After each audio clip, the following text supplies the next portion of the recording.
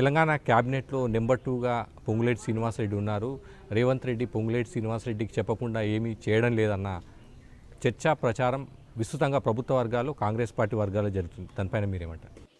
Number 1గా రాష్ట్ర ముఖ్యమంత్రి రేవంత్ రెడ్డి గారు ఉన్నారు. నెంబర్ 2గా బట్టి విక్రమార్క గారు ఉప ముఖ్యమంత్రిగా ఉన్నారు. అనేక పర్యాయాలు అనేక వేదికల మీద చెప్పాను, నా స్థానము నెంబర్ 11 అని. కాబట్టి నాకు కన్ఫ్యూజన్ లేదు, ప్రజలకి కన్ఫ్యూజన్ లేదు. ఏదన్నా ప్రధాన ప్రతిపక్షం అని చెప్పుకునే నాయకులకి ఏమైనా కన్ఫ్యూజన్ ఉంటే వాళ్ళే ప్రజలకి మీడియాకి ఆన్సర్ చేయాలి. శ్రీనివాసరెడ్డి గారు, ఏడాది పాలన ముగిసింది. ఇప్పటి వరకు ఎన్నికల ప్రచార సమయంలో ఇచ్చిన 6 గ్యారెంటీల అమలు కానీ 60 పైగా హామీలు కానీ ఎన్నిటిని అమలు చేశారు? ఎన్నికలకు ముందు రాష్ట్ర వ్యాప్తంగా ఇందిరమ్మ ప్రభుత్వము 6 గ్యారెంటీలు ఇచ్చిన మాట నిజం. ఈ 6 గ్యారెంటీలు ఇచ్చేటప్పుడు ఆనాటి ప్రభుత్వం చేసిన అప్పులు 3 లక్షల కోట్లు అనేది మా మైండ్లో ఉండేది. తీరా ఎన్నికలు అయిన తర్వాత అన్ని పొద్దులు కూడితే రమారమి ఆ అప్పులు 7,19,000 కోట్లు అయింది.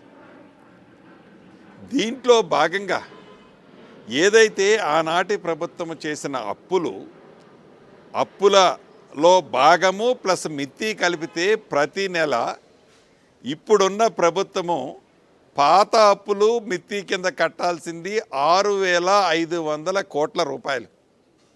అయినా కూడా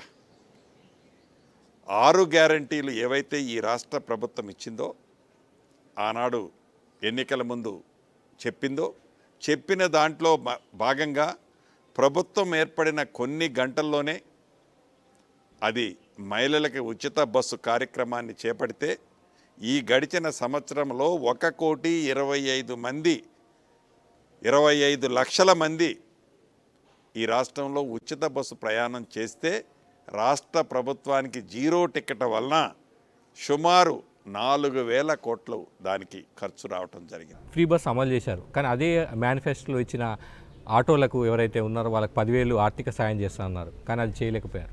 తప్పకుండా అది ఒక్కటే చేసి ఆగలే, చేయని కూడా కొన్ని ఉన్నాయి. చెప్తున్నాను, నేను చేశాము 100% 6 గ్యారెంటీలు చేశామనే అబద్ధాలు ఈ ప్రభుత్వం కానీ నేను కానీ చెప్పను. చెయ్యలేదుంటే ఇంకా చేయలేదు చేస్తామని చెప్తాం. నిజంగా చేయలేకపోతే ఈ పరిస్థితుల్లో చేయలేకపోయామని చెప్తామే తప్ప తొండాటాడం.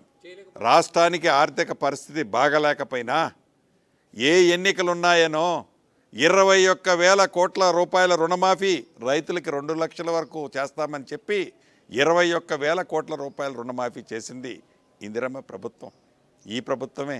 అది మర్చిపోతే ఎలా అండి? శ్రీనివాసరెడ్డి గారు, మీరు అప్పుల విషయాన్ని ప్రధానంగా ప్రస్తావిస్తారు. 3 లక్షల కోట్లని వాళ్ళు చెప్పారు. వాళ్ళు చెప్పిందని మీరు నమ్మారంటారా? 7 లక్షల ప్రభుత్వంలో ఉన్నవాడు చెప్పింది నమ్ముతాం కదా.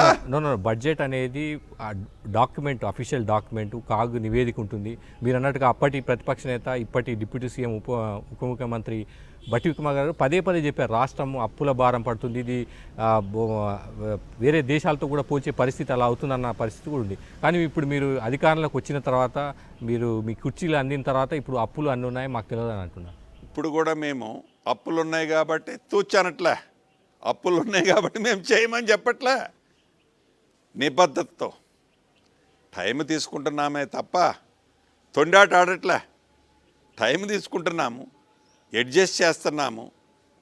ఆనాడు ఉద్యోగస్తులకు జీతాలు 15వ తారీఖు 20వ తారీఖు అసలు ఎప్పుడు వస్తుందో తెలియని పరిస్థితి నుంచి 1వ తారీఖు నాడు ఉద్యోగస్తులకు జీతాలు ఇస్తున్నాం. ప్రతి నెల ప్రాంప్ట్గా 6,500 కోట్ల రూపాయలు అప్పు ప్లస్ మిత్తి కడుతున్నాం.